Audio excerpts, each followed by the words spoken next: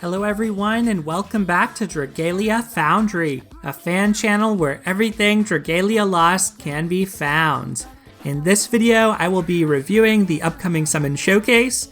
It's another Gala Dragalia, but this one actually features a brand new Gala unit, of course, Gala Zena. We also have a couple of other things on this showcase with an appearance rate up.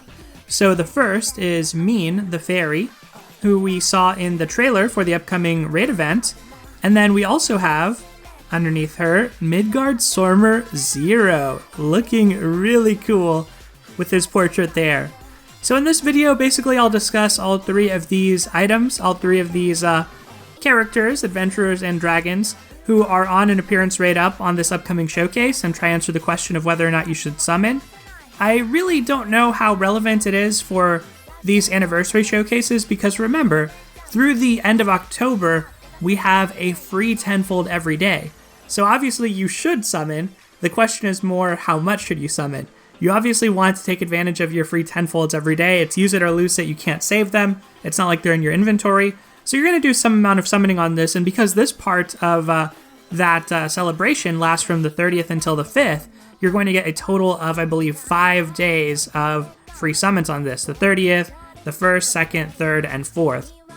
So you'll have at least 50 free summons on this, which means you may have a chance to get Gala Zena, or Meene, or Midgardsormr, no, just regular Midgardsormr Zero, although he has that coloration like Midgardsormr, so who knows, we're going to find out more about him vis-a-vis Elysia Manilia pretty soon in the raid event. But yeah, the question is sort of how much you want to summon.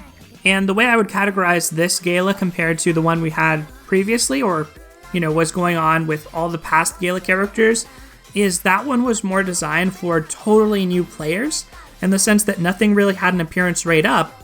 But when you first start playing the game, you get a ton of free currency, free summons, playing the story, you get free daily tenfolds as well on top of the tenfolds that they're giving for the anniversary. So I think that one with the sparking, there's not a particular focus character, it's totally random, but if you don't have a lot of things, you're going to get a lot of variety of 5 stars. With this one, this is more geared toward players who had been here for a while, or if you are newer and you want Gala Zena, or you just happen to save up like a good amount of resources, and as part of the raid event, you're probably going to get some Where added to your stash, then this isn't a bad thing to summon on either, just as a high power banner. But that's kind of how I would break it down. So this is the one that I think a lot of modern franchise players were waiting for, who had the past Gala or Gala characters that they wanted. And the only reason I'm really planning on summoning on the other Gala, the one that's ending today at the time of recording with Cerise and everybody, is for Cerise specifically, because I think it's a good chance for me to get her. Otherwise, if I didn't care about getting one particular character, I would certainly have gone for this one from a more strategic standpoint. And I think this has some interesting insights, because we know harder difficulty content is coming, starting with the master difficulties on the rest of the Agito Uprising trials, and then there will be even more hard content where you can enhance the appearance and slightly the stats of your Agito weapons as well. So that's the context that we're thinking about this in, is looking toward the future of Dragalia Lost. And I will say, with all these banner type reviews, remember at the time the preview's up, we really don't have a lot of information, at least not that's publicly available. There might be some data mined information, close to the release of the banner. In this case, maybe sooner, because there were some streams of Gala Zena. But we don't have a lot of information about the cost of these skills and the damage or modifiers on the skills for healing, in this case, on the first one. And similarly with the dragons, there are a couple of technical things here, like this flurry skill effect and how it stacks with other sources of skill damage that is not known to me at the time of recording. So I'm going to try do a more high-level analysis, but some of how good these characters are really comes down to the behind-the-scenes or under-the-hood numbers like that. So that's one thing to always consider with these banners. And last thing, it's more important now than ever, if you're even considering summoning on this, definitely wait until you do all those 50 free summons. I don't want to see people posting their summons on day 1 of this. Wait until the last day on this, if at all possible, because you never know, you might get the thing you were going to plan on summoning for and spending for all out by the time you do all your free summons. It's 50 summons after all, so there's a decent chance you're going to get something good off of that. So bear that in mind. I don't want to see people doing their tenfolds immediately, blowing their entire stash, because honestly, I'm pretty sure a lot of people made that mistake on the last Gala banner with all of the different Gala characters in the Worm Sigil trade. I think a lot of people just blow everything they have and don't realize there's like multiple banners this month coming, all of which have a potential to be lucrative, including these back-to-back Galas, the past one we just had, and this one with the brand new Gala Zena. So anyway, let's start reading about her. She came here from another world, so how shall I aid this one? That's what she says. Another Zethia from another world who is working with the prince and his allies to save it. She is confused as to her place in this world and her relations with her comrades and wonders what it is she can really do. So her skills are Glorious Sanctuary, which restores HP to all teammates, creates a healing zone, and for 60 seconds increases the entire team's strength by 15%. This strength increase will not stack. Pretty significant strength increase for 60 seconds. This is also a shareable skill, and you're creating a healing zone. The way it's parsed, or the way the sentence is punctuated, I guess is the right thing to say. It restores HP to all teammates, so that sounds like a one-off. Creates a healing zone, but it doesn't say how long that lasts. And then for 60 seconds, to me that applies to the strength buff, which would be in line with how other healers now work. So in case you missed this and some of the patch notes on how characters were rebalanced, pretty much all healers now have a passive strength buff, but it doesn't appear to stack across multiple healers either. So it's not just stack with self, it also doesn't seem to stack if like you have two different healers on a team. I don't know if that's intended or maybe a bug, because there are some bugs with the new version having just come out. But yeah, so like if you have a healer on your team, you can pretty much have this buff in perpetuity, in the sense that it's not going to stack, but it lasts long enough that for sure you're going to be able to charge your first skill up and use it again by the time the buff runs out. So that's one change to healers. It doesn't apply to all healers, I don't think, like Heinwald and Summer and Meene, I don't think they got that, but I was surprised to see like Halloween Lowen has it apparently, so even the good healers beforehand have access to this now in a lot of cases. So this looks potent, I mean it looks powerful. It's that long duration strength buff. It's also, you know, the buff time Worm Prince with the Staff's Boon affinity work really well on healers, but that being said, it's not like they were really going to have downtime and their buff isn't stackable.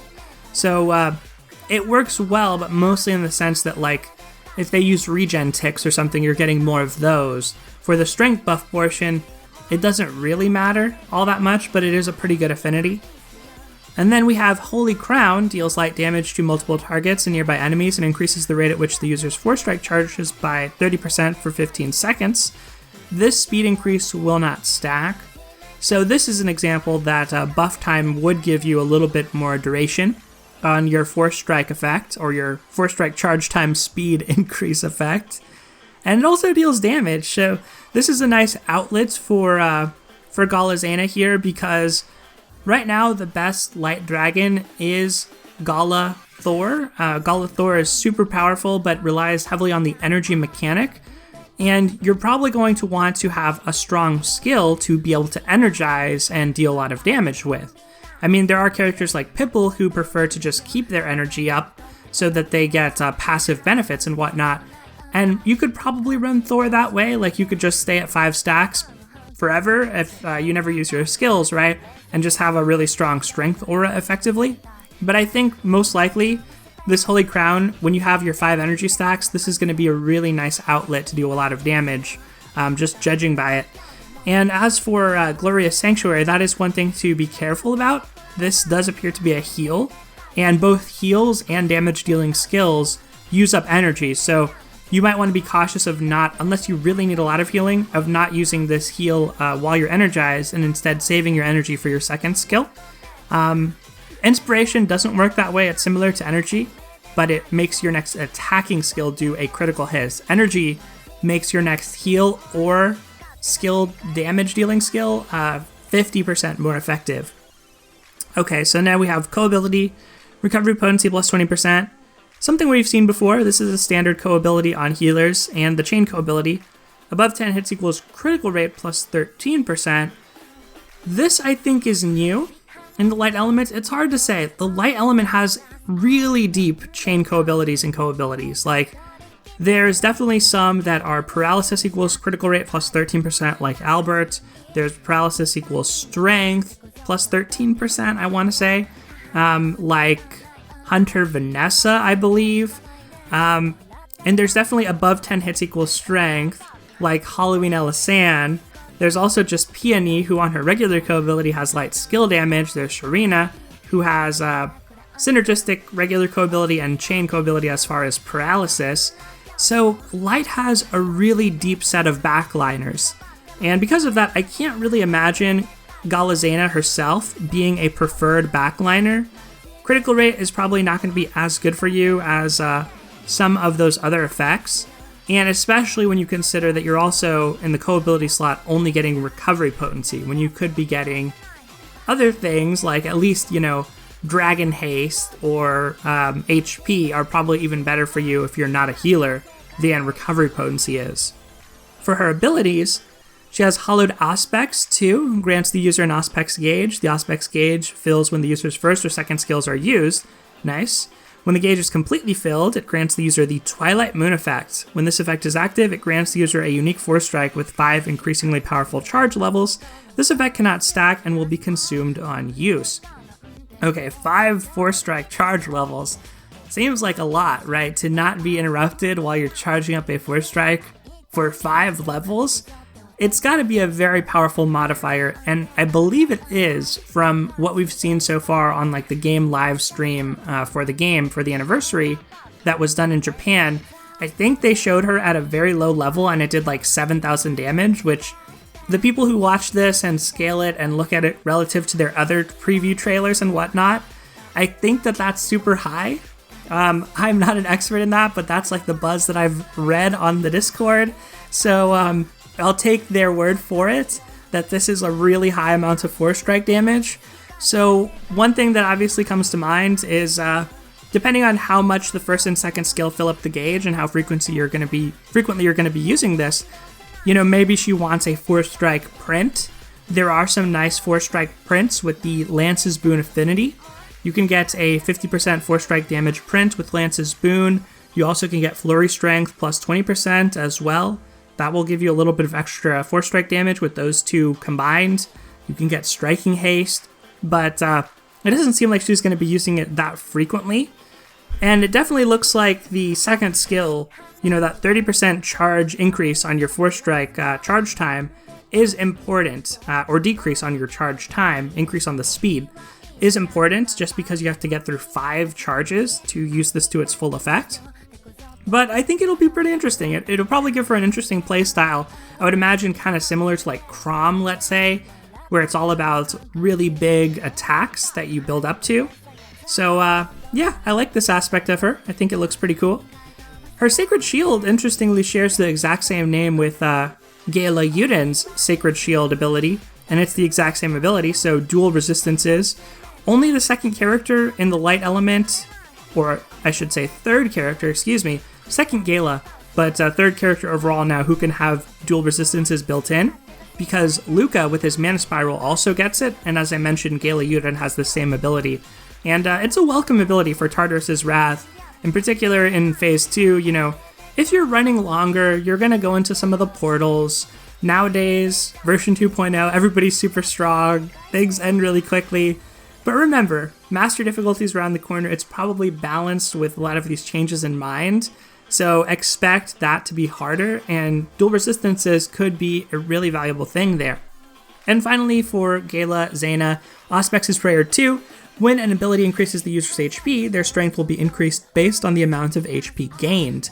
This bonus strength will be reduced if the user is below max HP relative to the amount of HP lost, and will return if they are healed.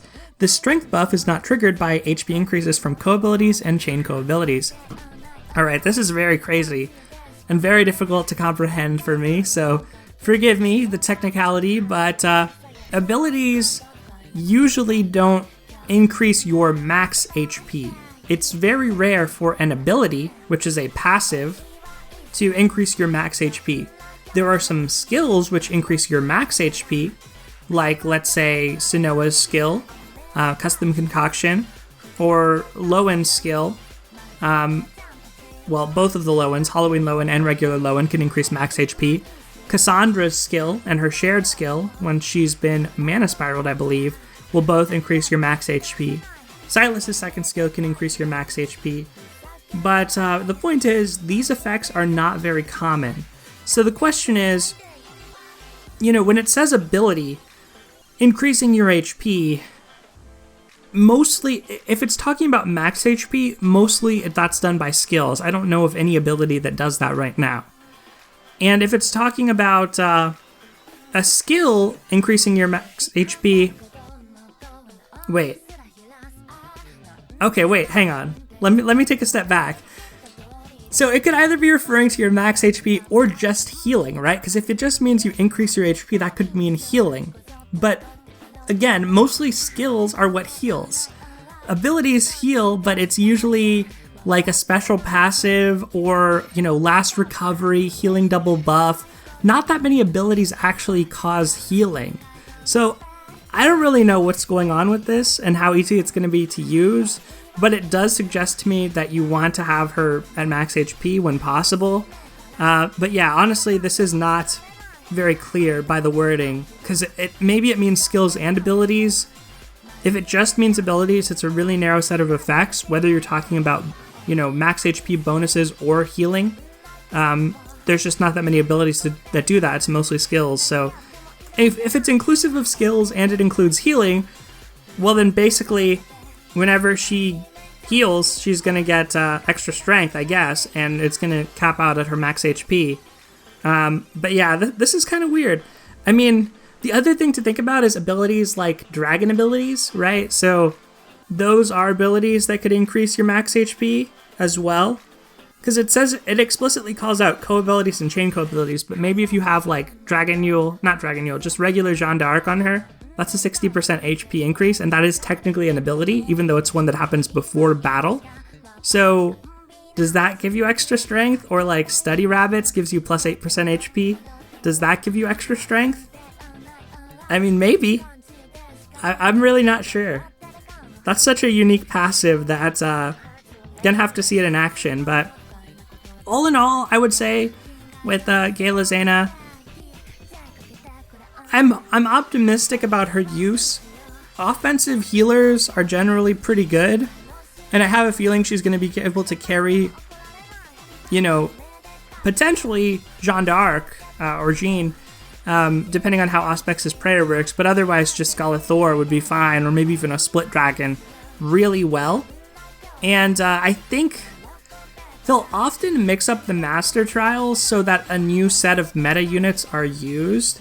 So given how Expert Tartarus really hasn't used a lot of healers, I could see it being hard enough to where she becomes a staple in the comps for that. Like maybe there's enough unavoidable damage or something, and she's able to really help you out.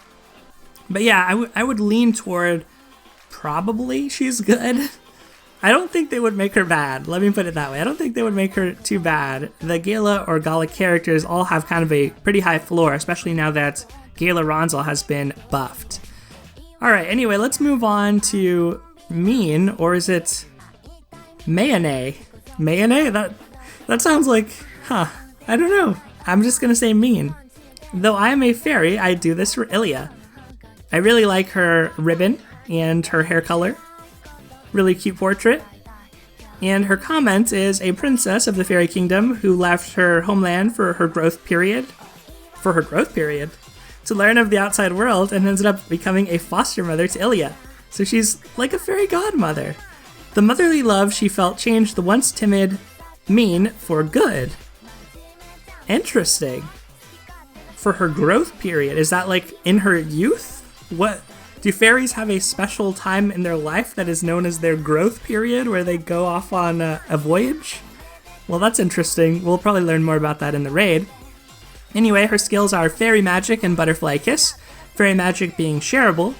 And for this to make sense, we're going to need to read one of the abilities, but let's start by reading this anyway. So it deals wind damage directly ahead, reduces strength by 20% for 15 seconds, we'll come back to that, and fires extra shots equal to the number of butterflies the user currently has summoned. This strength reduction effect will not stack, When the user has 6 or more summoned butterflies, these extra shots reduce enemy defense by 10% for 15 seconds, and that also doesn't stack. So if you have 6 or more butterflies, you're lowering enemy defense. Otherwise, you're going to lower enemy strength by a sizable amount, 20% for 15 seconds. Wind is pretty good at this because of Silas, but Silas's strength debuff of 30% is a coin flip. It's only a 50% chance to apply, at least pre 2.0. I don't know if they would have changed that. I don't think they have. Her Butterfly Kiss deals wind damage to the target and nearby enemies and additional damage at the location of your butterflies. If you have 6 or more butterflies, this additional damage may inflict poison. Alright, so you're probably wondering how we get butterflies, and let's skip ahead to that and we'll come back to the co-ability, chain co-ability. But her first ability, Radiant Butterflies 2, standard attacks, floor strikes, and dash attacks instead summon butterflies that pursue the target. Also, you get a life shield equal to 20% of the user's max HP at the start of quests. And then she has the pretty standard Bog Res and Flurry Devastation effects. Nothing too special there. But this Radiant Butterflies is obviously pretty interesting. It means she's not going to probably play like a regular bow. She has her own combos. Every time you're doing a basic attack, you're not firing arrows, you're firing butterflies. So maybe they're like homing butterflies. Hopefully they look something like the twins Agito. And honestly, now I'm starting to wonder if the twins might be fairies themselves because of that connection, and just they're kind of weird. You know, they're kind of different. There's no Roken amid the Agito, but like there is a Chillin, there's a Dragon, like they're pretty representative. There's a Sylvan. There is no Roken. I guess Volk is a human, presumably, but yeah, they're kind of all over the place. So maybe the twins are actually fairies. Just some speculation. Anyway, her co-ability and chain co-ability are skill haste, so that's standard on bows, which she's technically a wind bow, but probably won't play like one. And her chain co-ability is combo time, first appearance of combo time on a chain co-ability in the wind element, so that's a very nice pickup. Right now, if you want a bow backliner in wind, you're probably looking at Hawk or Eleonora. So Hawk gives you a flat defense increase, which can be handy, and you may have already built out Hawk for other reasons because he's a strong unit. Eleonora, obviously, not a very strong unit, still my favorite, but she has the Poison Edge chain co-ability, which can increase your chance of causing poison. I really kind of think Poison Edge is a little bit overrated. Like, I feel that it's not hard to keep up poison stacks, and generally, you have so much poison abundance in these elements like wind and shadow that it's not that much of a priority. So I could see this combo time being a pretty fair trade-off. In particular, if there are segments of the battle against Master Ciela where you can't attack her and you lose combo. And obviously, in the regular fight in expert difficulty, and even on standard, one of those segments that might come up is when she does her Mist Veil and you can't damage her. That might be a reason to use Meene in your backline, but generally speaking, I don't think it's something that, you really have to have. The one thing I want to take note of here, though, is we had Summer Konohana Sakuya. Remember, she was super defensive, super tanky, builds up very slowly over time. Now we have a new character who's reducing strength. This, along with what we'll look at on Midgardsormr Zero, leads me to strongly think that there will be very significant survival checks in Master Difficulty of Ciela's Wrath. There seems to be this kind of setup that's been put in place, right? We have Summer Amane. She's a healer, but she's also an axe. We have Lowen, who's the tankiest healer ever. So wind is a very deep element when it comes to survivability, that aspect of things. So yeah, I don't know. I feel like they've been kind of feeding us things that could let us do that for a while. Like, let us have a really strong survival comp. Templar Hope. All of a sudden, he has a strength buff on his first skill, as well as his defensive buff. So that's just my opinion. I don't really know if that's going to be the case, but when you look at strength reduction and all these other effects that could reduce the damage that Ciela deals to you on Master difficulty, I feel like maybe they're going to make her deal a lot more damage or be a lot more aggressive. Just some speculation. Meene is going to play very uniquely. I would assume maybe 6 is the maximum number of butterflies that she can summon at once, just because it's mentioned on both her first skills. But she seems like she'll probably be really fun to play. I would like to summon her because I'll talk about this more when I summon for Gala Zena, but I've been really trying to get into the bow weapon type a little more because I have to pick and choose with the weapon bonuses. It's just too costly to do everything. And this would give me a bow character who plays differently than other bows, so I do like that about her. Alright, finally, let's get on to Midgardsormr Zero. I shall tell you of Tempest Genesis. The windworm who lived 1,000 years ago in the first war of binding, he searched for harmony between people and dragon, then bequeathed his spirit to the next generation at the end of his life. He looks really, really sweet. Definitely getting some Yu-Gi-Oh vibes. I've talked about Yu-Gi-Oh over on the Discord. If you're curious, I played Yu-Gi-Oh a long time ago. This dates me for sure, but like these kids on motorcycles, whatever is going on in Yu-Gi-Oh now with the text and whatnot, I have no idea what is going on. But I did used to play. I remember there was a green genie that had like 1800 attack, and that was like a good thing to summon. And there was like Man-Eater Bug and Mirror Force. Yeah, so I remember. And of course, Blue Eyes, White Dragon, Red Eyes. So I definitely get vibes of that from Midgardsormr Zero. Also kind of reminds me of like the Egyptian god cards in Yu-Gi-Oh! So anyway, I'm sure current viewers of Yu-Gi-Oh! Have no idea what I'm talking about. It seems like a totally different franchise now, but if you do, shout out to Yu-Gi-Oh! It was part of my childhood. Anyway, let's talk about what Midgardsormr Zero actually does.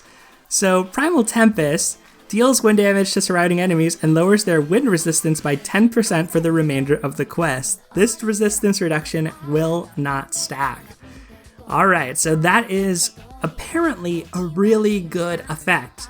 When I first saw this, I said to myself, there's no enemies who have wind resistance. Like, wind resistance is not a visible buff an enemy can get. This is never going to do anything. It's not going to get rid of that.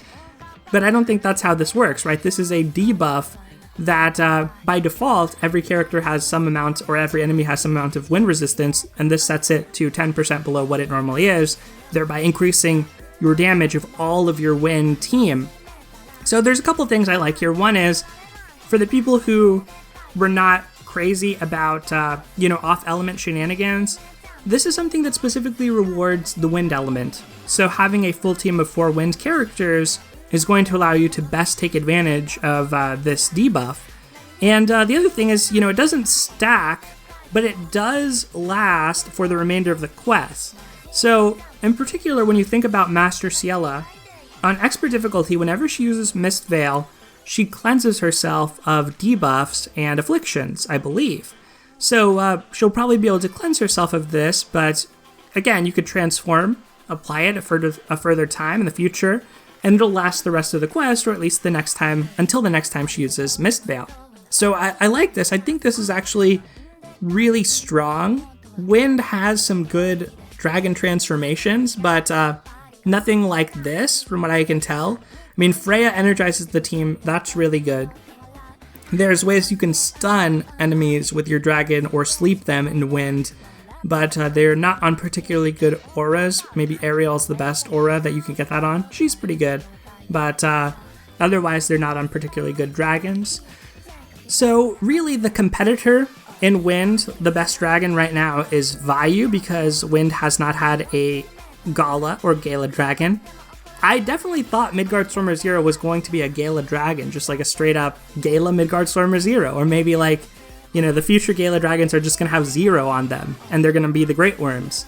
So, I guess he's not. I mean, he's part of the permanent summoning pool, and he is more in line with that level of power, I would say, but still seems to be strong. The thing is, a lot of players will have already invested in Vayu, and I feel like they're on a similar power level. I do think Midgardsormr Zero is better, but not enough better to want to actually invest in with a lot of Sunlight Stones, except for the fact that yes, it is Midgardsormr, and he does look really sweet. So let's talk about the abilities themselves, since that's why I made the comparison to Vayu.